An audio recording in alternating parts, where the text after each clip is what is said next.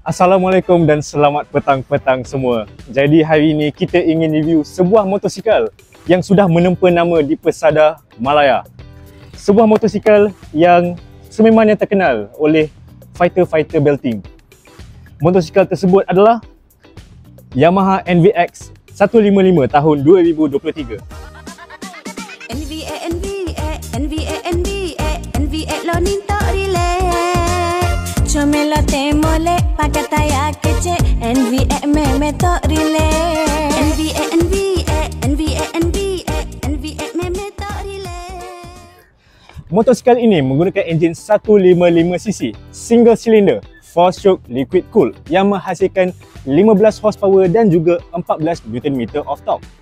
Motosikal ini menggunakan suspensi hadapan teleskopik dan juga suspensi belakang dual gas shock absorber.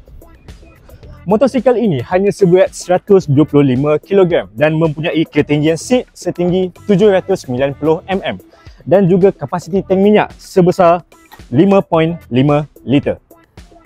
Motosikal ini menggunakan brake hadapan berserta ABS dan mempunyai lampu LED hadapan dan di belakang. Panel meternya pula TFT.